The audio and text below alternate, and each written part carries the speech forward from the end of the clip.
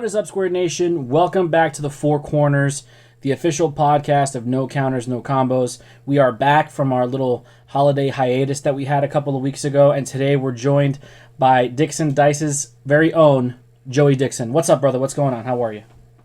Oh, man, I'm great. How about yourself? Appreciate you having me. Yeah, man, I'm good. Thank you so much for coming on. I actually spoke with David, really good friend of mine. He runs Davis at TCG, of course, and he does a lot of custom work as well. So when I was talking to him earlier this year, he mentioned you, and he said, you're a phenomenal guy, and it would be really good for me to get you on. So I figured, what the hell, let me reach out and see if he's busy. Maybe we could talk a little bit of Dragon Ball. Oh, yeah. I talk to David every day. David's awesome, man. So I noticed a lot of the time, on your page itself. Did you start with the custom dice and then just kind of wiggle your way into the metal leaders, or did you always have that going for you? How did your custom creation start? Well, I actually started off, I was going to make tokens, and I actually have some older pictures. I made little scouter tokens with I did green for the positive, so I had +5, 10, 15. Then I had the reds for the negatives, which was -5, 10, 15. Then I got thinking about it, and I was like, you know what? I've always liked the ARG dice, the ARG dice. I was like, I want to try that. I think I could do better because I liked them, but at that point they were out of the game. So there was really no way to get them. They were discontinued at that point. Mm-hmm. You know what? I got the equipment to do it. I'm going to try it. So I ended up getting started with the dice. And I had seen some other guy, it was probably a week or two after I got my machine, so I really hadn't figured it out fully yet. And they had a guy post on Majin Buu's Candy Shop. He was looking for some dice, and they were kind of like the ones I make, but they were screen printed. So, you roll them a few times, and obviously the sticker is going to come off eventually. Right. So I end up making a test batch of those plus the tokens, and I want to say within an hour, dude, I had 90 people ordering from me. That's awesome. I was like, oh my God, what did I get myself into? I really just wanted the tokens for myself because I hate throwing down a 2-pip dice and being all right, that's double strike or 20K or, Right. So I got in, I was like, all right, I'm going to try this out. And like I said, dude, the first post I made, I had 90 people hit me up. Oh, what do I do now? I haven't figured this out quite fully yet. Mm-hmm. Where do I go from here? Well, the funny thing is, most of the content creators in this community, right? At least, maybe not all, but I would say probably a good majority of them, they usually start creating content from a selfish perspective, right? You said you wanted tokens for yourself. I know I've spoken with David hundreds and hundreds of times about him feeling like some of the artwork on certain leaders could be so much better. Why not make your own? If it can't be done right, do it yourself, right? I started my YouTube channel many years ago because I wasn't getting enough Dragon Ball content, so I was like, let me just start making my own Dragon Ball content. So it usually starts off, all the same way. You're trying to do something because you want to do something for yourself, and you have the means and you have the skills to do it, so why not do it? And then it just explodes and turns into something completely different. So you mentioned making your first post, and then just the floodgates started opening. Did you feel like you were a little bit overwhelmed, a little bit in over your head, or did you just take a step back and say, okay, Joey, you could do this?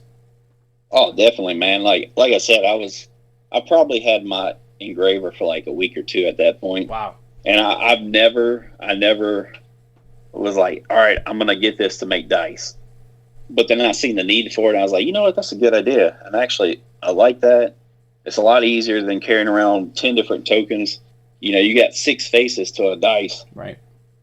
And you could add all this information onto one thing. So, I've never expected it to blow up as much as it did. In a game like Dragon Ball, especially now, with the unisons and trying to keep track of markers, dice just seems to be even Bandai went ahead and made their own dice now with the expansion set. So it's just becoming Exactly. like such a needed part of the game. I've played a lot of Magic the Gathering in my day, and Magic the Gathering is full of +1/+1 counters. So you're always using dice for it. So you're just making that connection of just, okay, you know what? My leader's +5K. How do I keep track of this? I'm just going to throw a dice on them. And the fact that, you take that extra step and actually putting, +5K or +10K on the dice, it just makes it fit easily right into the community. And, obviously we have a great community and people are just always looking to expand, the tools that they have, to play the game that they love. So you just kind of snuck right in there and fit right in. And if I'm not mistaken, you were the first person to really do that quality development on the dice. I believe so for this game. I know they got plenty of other examples for other games, but yeah, for Dragon Ball, I'm pretty sure. I'm not going to say I'm the first, but to come up with the idea, but I'm probably the first to put it to actual use. And how long have you been doing it? I want to say the beginning of March. Nice. So you and David kind of like started like right around the same time. Yeah. I'd actually, I've never really been interested in like alt leaders and stuff like that. Mm-hmm. But I seen David's and I was like, dude, we got to make something happen. Because I had always wanted to do the leaders, but I just never really had. I was looking more to engrave it than to print it on a piece of metal. Right. But that requires a little bit more sophisticated equipment than I have. So I also want to do like a one piece, which that ended up not working out too well. But I ended up getting to the metal leaders, and I had hit David up like a month before, and I was like, hey man, when I get this down, I like to use some of your alt arts if you want me to. I was like, I'm gonna take care of you. Whatever I sell for it, I'm gonna take care of you. I'm gonna give you half of what I profit on it. Wow. So we ended up starting off like that, and it kind of blew up from there. Yeah, and he's always pumping out leaders. I know he just released the new Sin Shenron leader, which looks gorgeous. The one thing I will say about David's custom leaders is I feel like every single time he puts one out, it's improving upon the last. Like I have one of his Kid Coup leaders that he gave me when I picked up a skillless deck off of him, and I love it. Obviously, Kid Coup is very cool character in Dragon Ball. He's like the mascot for the channel, so I was like, yeah, I need to get a custom Kid Coup leader. And then just seeing like the progression, from Kid Coup to SS4 Vegeta, even that Bobbity Majin Vegeta leader looked so freaking awesome, and then the baby leader, and now the Sin Shenron leader. He's just doing a lot of quality work, and I'm happy for him that he's having a lot of success. But I'm also happy that you guys were able to come together and strike up a partnership, because the work that you do is also spot on. I guess phenomenal, like how everything just translates and looks on a metal leader. Well, So I appreciate that, man. yeah, of course, man, no problem. I mean, we definitely need people like you guys in the community, just filling that void for people who love custom creations. They take that that feeling, or they take that sentimental value of their leader, and it's theirs. It's their own thing. Oh, And definitely. I definitely wanted to ask, like, when did you make the transition from just doing dice to doing the metal leaders? Was it a different piece of equipment that you needed, or is it like the same thing that you're using for the dice? So the metal leaders is basically sublimation printing, which is used for basically everything now as far as play mats and everything goes. You print it out, and you actually it's pretty much ink. It's infused into the metal once you do it, but it's heat and pressure that causes the ink to stick to the metal leaders. So I had a heat press for the longest time. I just didn't have a printer, and once I was doing a dice, I was like, you know what? I've been wanting to do leaders. I got the funds available from what I made off the dice. I'm just gonna go for it. So I jumped into that. First ones, it was really hard for me to find the correct aluminum at first, because I really didn't know where to go. Kind of like the dice. at first I had very limited. Like I had orange, that was it. Now I have 10 different colors. I got pre-pip dice, and I deal with the manufacturer directly. So it was kind of like that. It was hard to find the products to get out there, but I finally found someone that's good. So I got all the equipment, got all my supplies, and it's kind of like David, man. Just after a while, you know, you do it enough, you learn some tricks, it just progressively gets better. Yeah, I mean, I definitely understand that. It's definitely like a trial and error process, and Oh, definitely. I think a lot of the people in the community, you know, whether it's a custom creator or a content creator on YouTube or whatnot, I think they appreciate kind of following you down your journey. Like if you were to go back at your first couple of designs and compare them to what you're doing now, you're miles and miles and miles away, you know, ahead with improvement, right? So I think Oh, people, absolutely. yeah, I think people like genuinely enjoy seeing your progression. When it comes to content creation, as far as YouTube, you know, seeing your video quality improve, seeing your audio quality improve, seeing like your editing quality improve. Like I think that's all part of, you know, the spinning mechanism in the community, that people want to grow in this game, but they want to grow along with the people that they're following as far as content creation. So I'm sure that, you know, it was a lot of trial and error, it was a lot of hit and miss, but I feel like once you guys hit your stride, you know, you could pretty much do anything at this point. Oh yeah, man. Like you said, it's trial and error. Like you can see what I got now, but what you don't see is I got hundreds of dice that weren't aligned properly, weren't painted properly, didn't engrave right. Just hundreds and hundreds of failures before I actually got to that point where, you know, and I'll say it, I'm probably my worst critic. I mean, most people be like, "Oh, that's cool," and I'm like, "No, it's off 1 millimeter on this Yeah. side." Yeah, So I it's definitely just understand that. like a strive for to perfection, I guess. Right. And that shows that you have passion for what you're doing. I mean, if you just kind of half-assed it and was just like, yeah, this is good enough, that's when you know you run into a problem, because it really should never be good enough. It should be as close to perfect as you can possibly get it, especially when you're making something for somebody else, you know?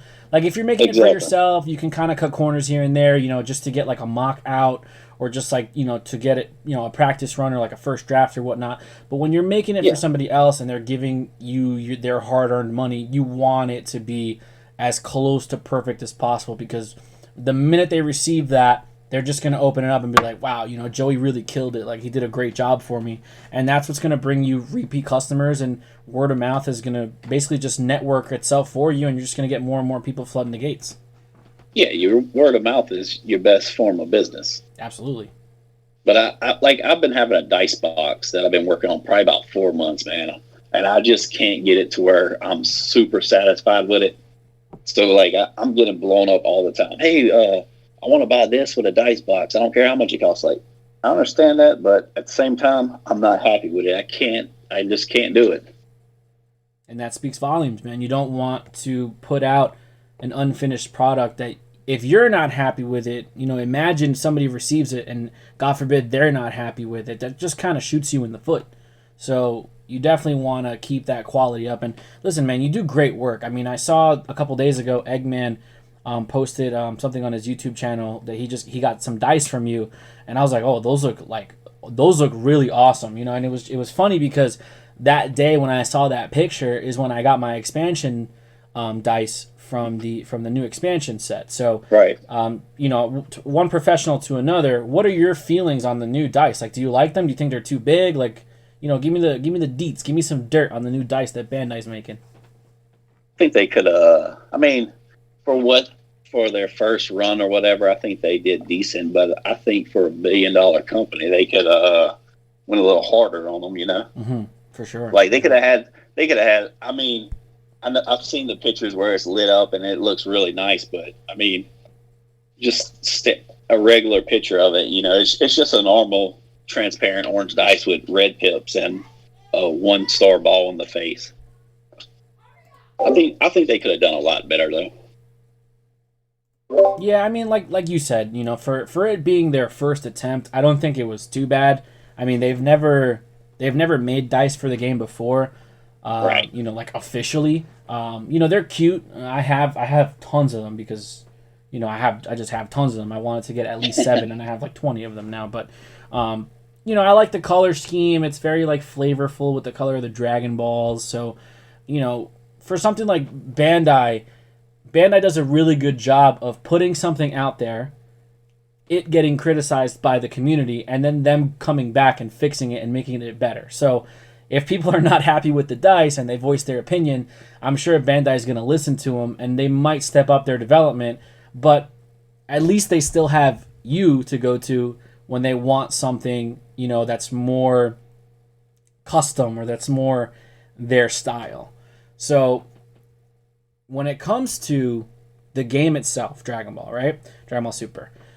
Obviously, Right. you're making a lot of custom dice and the custom metal leaders, but how often do you actually sit down and get to play the game? Oh man. So since I started in March, I probably missed 3 or 4 months just because of work. Like when I've actually slacked up a lot on this. I don't really reach out anymore. I let people come to me. But I was probably working like 20 hours a day Wow. between my job and doing this, probably from like March to September. And I was just dead, dude. So I was like, you know what? I actually want to play the game because I haven't played in forever. Mm-hmm. So I got back into it around set 10. Mm-hmm. Set 10 was going good. We always had a problem with my locals where we only had like 4 or 5 people, Right. and no tournament support at all. Like we would get no promotions probably since like set 6, man. Wow. That's So rough. that was, I'm spending $1,000, $1,500 every 3 months at the card shop because I'm trying to buy from the card shop. Be like, hey man, look, I'm giving you, I'm paying $90 a box right now. I could buy them online 65. Right. Can you at least like, do something on your end, give me tournament packs, whatever. Because you're handing out like sciences foods from set 3. Right. So I was able to draft on the new DB6, actually 2 weekends in a row. Nice. But other than that, I rarely get any time to play. Like I said, man, locals is kind of hit or miss around here. Right. Tournament support, which I would assume if we had more support with promos and stuff, people would actually want to come out and play. Yeah. Yeah, I think the card shops like the LGSs, I think they're in a tough spot because people experience it everywhere, right? Like now, especially with the whole COVID situation going on, you're going to experience it more than you have in the past. But for local card shops, obviously they need to make sure that they keep the doors open, and they keep the doors open by making money.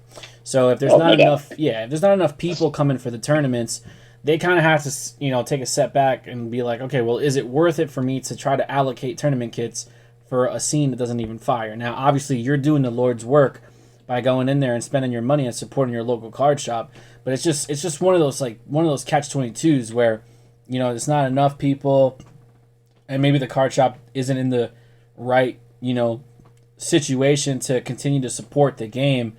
Yeah, for sure. Which is why I kind of feel like all these online tournaments with the webcam events, that might be something to take a shot at. I mean, obviously it's not the same as playing across from somebody, but last week I tested a webcam game with my buddy Tristan, and it was a lot of fun. I mean, I'm still playing with my cards.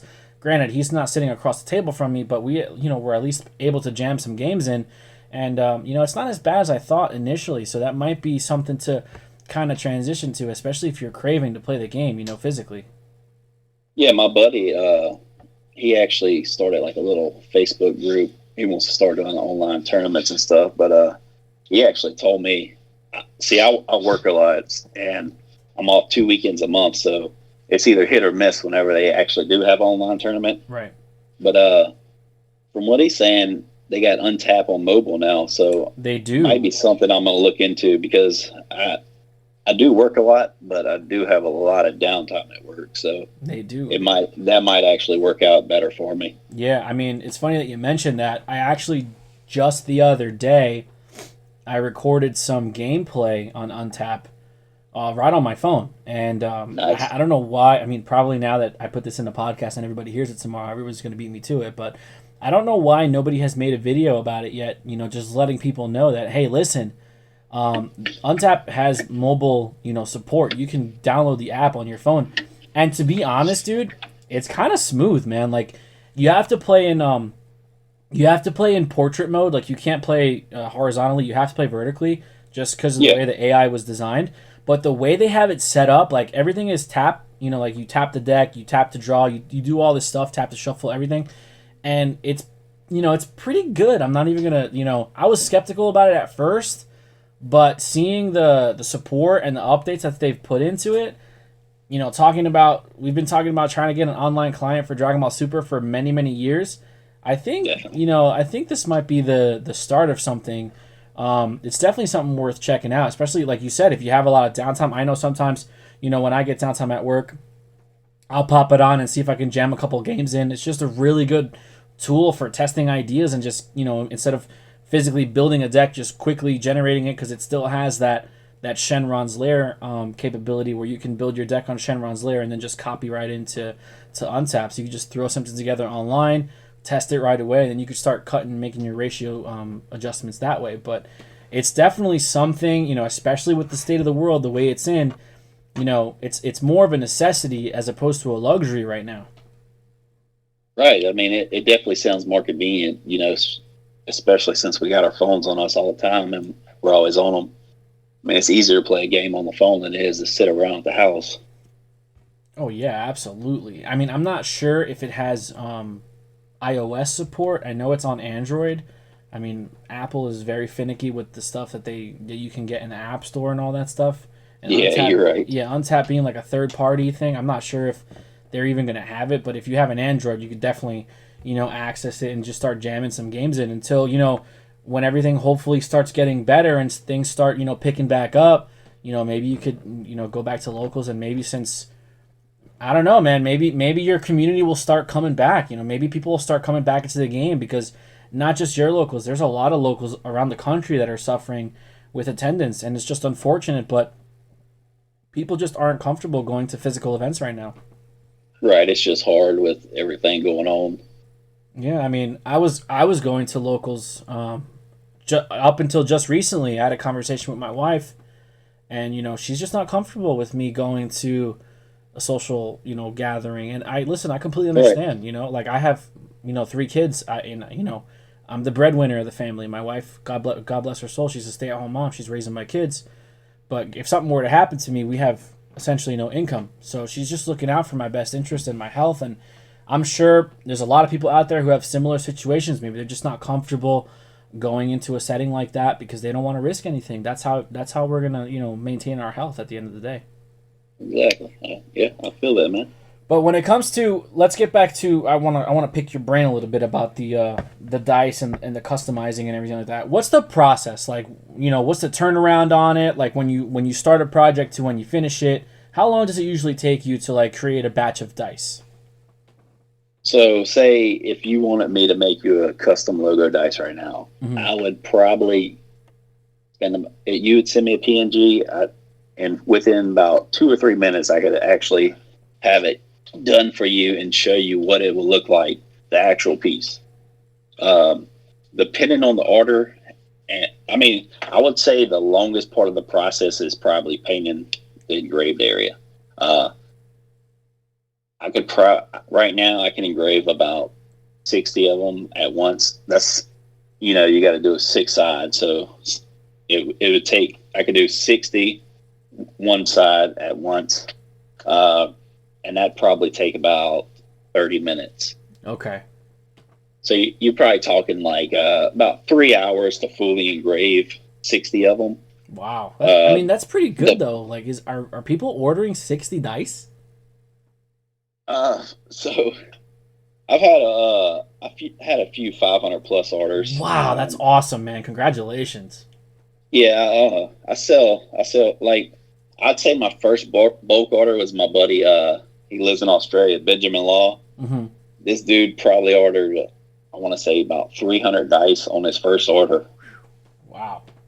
And then this was right before the COVID and everything hit. Right. So I finished those up for him.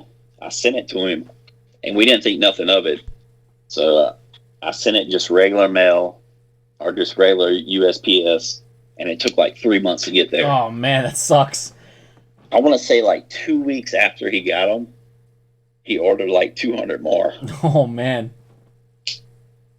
I mean, but yeah, I've dealt with another guy in where's he from?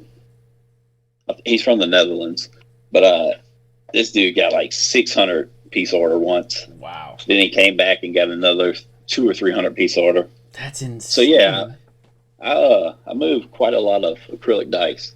That's awesome. So what do your designs range from? Because I've seen custom logo designs with like regular dice for numbers. You mentioned something about having like plus 5K and plus 10K. Where do your designs go? Like how much what's the word I'm looking for? How much variety do you have with your dice? Are they just like regular like 6-sided dice? Do you do 10-sided? Do you do 20-sided? What else you got? So I've never really delved into anything other than the D6s, just because there was such a high demand for them, and I've never really been able to keep up with them, unless I like just go MIA for a while, kind of like I've been doing lately, just been laying low. But D6, I've had a few requests for like a D10, but it's really hard to find a blank D10.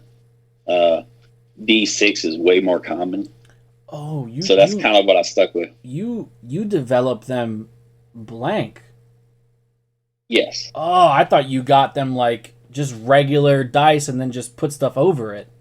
No, so I have blank dice and then I actually engrave into it. Oh, that's awesome. Okay, that's awesome.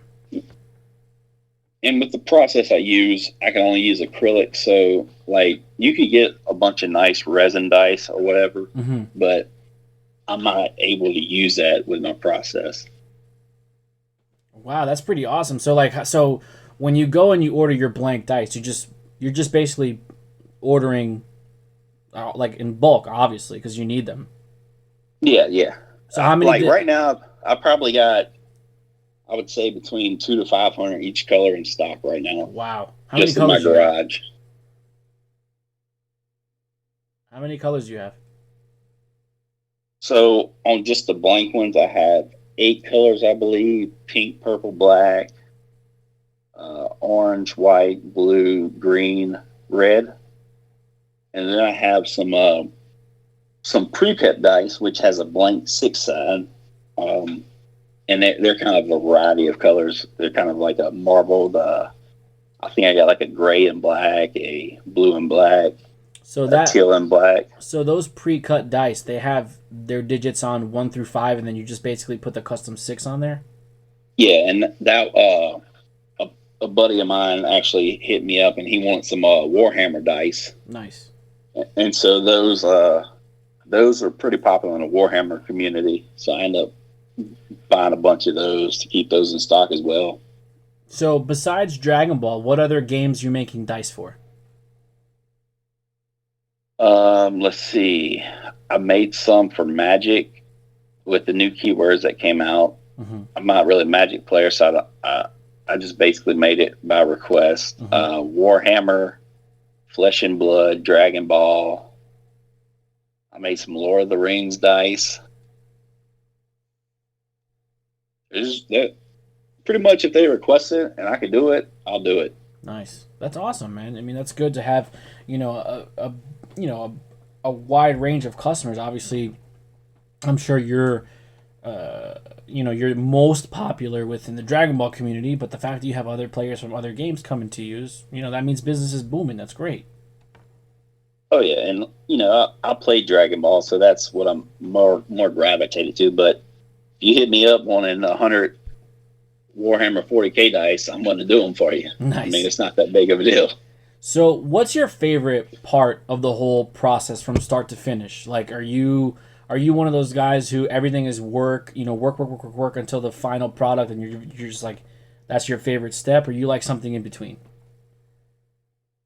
I'd say my favorite step is when I'm done and I send the picture to the people and they're like, "Oh my god, I love it," and I send it to them and they're, "Hey, these are perfect. These are exactly how I wanted them. Thank you so much. I will be back." That's probably my favorite part. Yeah, that definitely makes Just a just lot of the sense. satisfaction. Of course, because you worked hard on something, and you're glad that it's obviously paying off, and it's keeping people happy. Exactly. Yeah. Yeah. So with the way the shipping is right now, with like just people losing stuff in the mail, and like just shipping is a complete nightmare right now. Have you had any issues, getting your orders out to people recently? The only issue I had recently was I have some metal dice and Jordan Markle ended up buying like six of them from me. And now this is like half a pound worth of dice, right? Mm-hmm. I ship them out to him, and then like I want to say like 2 or 3 weeks later, he hits me up. He's like, "Hey man, can I buy some more dice? I never got my first ones." I'm like, "What? What do you mean you never got your first ones? Why you want to buy more?" He's like, "I never got them." So I looked at his tracking number, and it's like in transit or something. And this Yeah. is 3 weeks later. Yeah. I'm like, "Nah, dude, I'm just gonna send you some. If you get the other ones, you can pay me for them, or you can send them back, whatever you want to do." So I haven't heard back from him yet, but he got a second set. Well, that's good. I But mean, at least he got other a than set. that, yeah, yeah. Other than that, I mean, I really haven't had any issues. The one guy I had sent to the Netherlands for him, Mm-hmm. um, it ran a little. I guess customs held it up. Mm-hmm. But as far as domestic shipping, I try to ship everything with tracking, Right. especially with the dice, of course. But just anything I sell, I try to do tracking. That way, I just don't have that issue. But so far, it's been pretty good. I haven't had really many issues at all. So when it comes to somebody placing an order, like is it as easy as them just telling you what they want and then you just taking that idea and putting it into print, or are there some restrictions where you got to kind of navigate them to make it so you can actually print the dice that they're looking for? I mean, I would say the only restriction is it's a 16 millimeter dice, which is the standard size, and you really got about 14 millimeters of working area. So if you want to put something like super high detail on 14 millimeters, it's not going to come out that great. So I try to keep it simple. And like if you sent me something, I would actually simplify it and try to get it to as close as it looks what you sent me, Mm-hmm. but where you could make it out on the dice itself. Because some stuff just doesn't translate well on like a 14 millimeter spot. Right. It's hard to make out fine details. Right. Yeah, I mean, like you said, you only have certain amount of canvas to work with, and obviously you want to make sure that you're not getting a lot of distortion on the image. Have you ever had any issues with just people not being happy with the way the design came out? Honestly, no, at least not that I heard of. Everything seems to be positive from everyone I sold to. That's awesome, man. That's great. I mean, listen, if you can have a successful, business, if you can have a successful product that you're making and you're not getting, any negative feedback, that's always going to be great, right? Because obviously the referrals are going to be super positive, and when somebody's looking for a specific thing and they have experience with you, obviously, like you said earlier, word of mouth is definitely going to put you on the map. So that's awesome, that you haven't had any hiccups with that. Oh, for sure. But if I do have any issues, I'm gonna take care of it. I'm gonna send you what was messed up. But luckily, so far, it's been pretty good. So I know that you have a Facebook page for Dixon Dice. Are you a one-man operation, or do you have a couple people helping you behind the scenes? Just me, man. Just me before, after work, on weekends, in the garage. Nice. And you working 5 days a week? I actually work shift work, so I have a complicated schedule. Like Mm-hmm. I'll work Friday or tomorrow through Sunday days. I'll be off Monday. Work Tuesday, Wednesday, Thursday night. Off the weekend. I work 4 days, Monday, Tuesday, Wednesday, Thursday days, and then I'm off 7 days. Wow, And that sounds crazy. then I go back man. for 4 nights. So it's called like a Texas swing shift. But That sounds like a lot of fun. I don't envy you.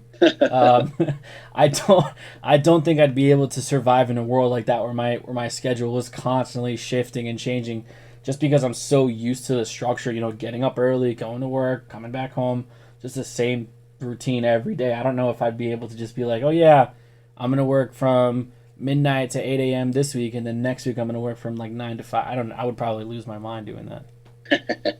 yeah, like tomorrow I'll wake up at 2 o'clock, go to work. I'll probably get with traffic and all. I probably won't get home till like 5 or 6 o'clock. Oof. That's oh man, God bless you. God bless you. So aside It's from not all that bad though. It's not all that bad. well, yeah, I mean, once you get used to it, I think everything is pretty, palpable when it comes to just getting used to it. Maybe not so much a routine because your schedule fluctuates so much, but just the idea of okay, time to make the donuts.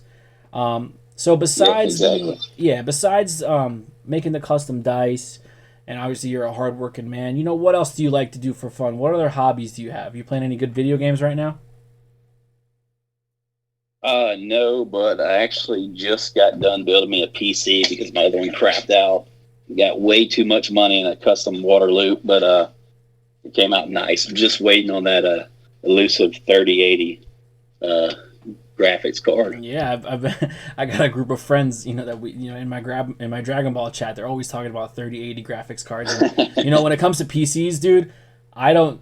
When it comes to PC gaming, I should say, I don't know anything about PC gaming. Like I'm a strict console gamer. I'm not attracted to the whole PC gaming world. It's just not for me, man. I like having my console.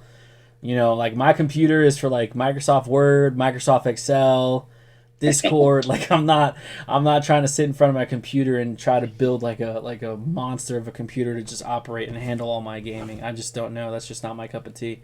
But did you build it yourself or did you just have it built? No, I actually built it myself. Everything's pretty much plug and play nowadays, but I needed something that if I want to game, I could game on. But then I got Photoshop that I'm on all the time. Mm-hmm. I got 3 or 4 different CAD programs that I get on to, whether it's with my CNC or with the engraving the dice, design stuff on there. So I got those. So it's a multi-purpose. It's multi-purpose for me. That's awesome, man. Well, listen, I'm glad you're doing well. Looking down the pipeline the next couple of weeks, next couple of months or so, you planning anything big, any changes to what type of custom creations you're offering? You have anything that you're looking at, experimenting with down the road? Yeah, I'm actually looking into. I'm probably going to get into metal dice more. Right now, I have some, but I had to get a custom cast made to make them. I'm actually going to be looking into engraving custom metal dice pretty soon. That's awesome. Now, it's going to be another CAD program I'm going to have to learn. Yeah. Are you nervous about it, or you feel like you'll be able to do it pretty easily? I feel with what I got going on now, it shouldn't be much different. So I'm not too nervous about it. Well, that's good, man. That's good. And I'm sure you're going to continue to work with David. Are you planning on printing the Sin Shenron leader on a metal? I don't really go out of my way to ask him, but if someone asks me, then I'll hit David up, right. And then 5 minutes later, he's like, "Hey, bro, I sent you email of all my new leaders." Oh, so nice. I'll get them all. Yeah. And like with his GoTinks one, I was like, I just got my computer rebuilt, and I was like, "Hey, man," I sent him some pictures of it. I was like, "Yeah, I'm about to test some prints out because I haven't done it in a while." He's like, "All right, here's 5 of my new leaders. Test these out." Yeah, David's a really good guy like that, man. Oh, for sure. Yeah, so, I've known David for. I print out. I'm sorry. Go ahead. No, go ahead, man. Go ahead. Say what you're gonna say. I print out like 8 of his GoTinks leaders, and there's people's like buy, just nice. Instant sales on every one of them. So do you mostly post them for bin, or do you post them for auction online? I know I always have a bite now. I usually do like 30 shipped. Oh, nice. That's really I'm not, good. I'm not really trying to make someone pay six. I would feel bad if someone paid $60 for a card. Like when we first started and we were the only one doing alt arts, I was like $40 buy it now. Now I'm doing like 30 shipped, buy it now, whatever. I'm not trying to make as most as I can. If you give me 25, $30, I'm happy. Now, do you feel does that like allow you to break even with like materials and stuff like that? Like how I'm assuming the metal that you're printing the leaders on has to be expensive. Actually, it's not that horrible price. And yeah, I do make. I cut David his portion, and I still make a profit on it. But I'm not really doing it for the profit on these. Right. I mean, it was just something I wanted to do, and I buy like 200 or 300 metal blanks at a time. Right. But no, they're not horrible. I would say the most labor intensive part of it is waiting on the heat press to heat up. Mm-hmm. Okay. I mean, you got to wait like 20, 30 minutes for the heat press to heat up. After that, I mean, I do my own alt art on Photoshop. I don't really push them out, but if someone hits me up and they're like, "Hey, can you make this custom leader for me?" And usually I'll say, I'm not really doing any right now, or it'll take me like a week to do it. But if you find a picture, I could add text and stuff and be done within a day or two.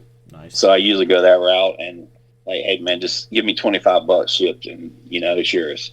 That's awesome, man. I mean, that's good. You're pumping stuff out. You're doing well. Obviously you're not taking a huge hit on it, but it seems to me like you prioritize the dice more. Like that's your baby. Like that's what you want to thrive is the dice. Oh, definitely. That definitely gets pushed out more, and I get a lot of requests from that, and I just slowly try to improve on them. Like I'll end up buying some more equipment probably within the next month or two. Get started on the metal ones. Maybe have a little cleaner acrylic ones. That's awesome, man. Well, listen, I'm super glad to hear that you're doing well. I'm super glad to hear that you've obviously had a good business relationship with David, and you guys are doing awesome work together. I really do appreciate it. I'm definitely gonna send you some stuff and place some orders, man, because I could definitely. I'm jonesing for some custom dice right now. Like that's my little my thing right now. Just send me a picture, man, and I'll make it happen. You got it, brother. Listen, for anybody who's listening to this podcast right now, if they want to find you on Facebook, or if they want to, place an order for some custom creations, where can they find you? So right now on Facebook, I got my Facebook page, Dixon Dice.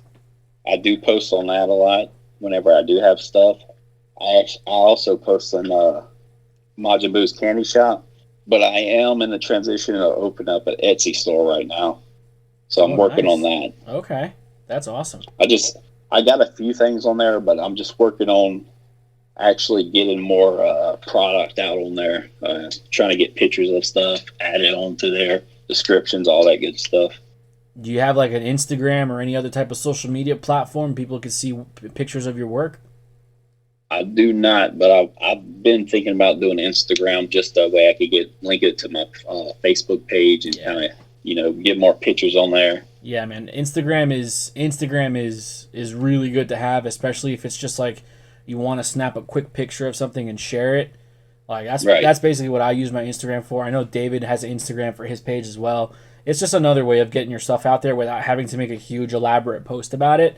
Obviously it's different because most of your stuff is visual. I'm sure maybe you make a couple, like a 30 or 45-second video every once in a while, just kind of physically showing the stuff. But for somebody like me who's making, 15, 20-minute videos, if I need to just snap a picture of something and share it on Instagram, it's just a lot easier. It's another way of getting out there. So yeah, I could definitely recommend Instagram for sure. Yeah, I'm definitely going to have to look into that. All right, well, listen, man, I really appreciate you joining us for this podcast. It was a lot of fun talking. I'm definitely going gonna order some stuff from you, because I really do appreciate all of the hard work that you guys put into the community, and I would like for you guys to continue to do it and show some support in the meantime as well. Every little bit helps, and I really appreciate, like I said, the hard work that you guys have been doing for the community. So for those of you listening, don't forget to check out Joey's page on Facebook, Dixon Dice. The guy does phenomenal work. You can order custom dice, you can order custom metal leaders, and of course they're going to be designed by David from Davidson TCG. So if you like the type of work that David does, but you want to get a metal leader as well, you definitely know where to go. Thank you guys so much for listening. I hope you enjoyed this rendition of our podcast. I know we were on a little bit of a hiatus for the holidays, but we're going to be coming back strong all the way through the new year. So we'll talk to you guys next week. Be there or be squared.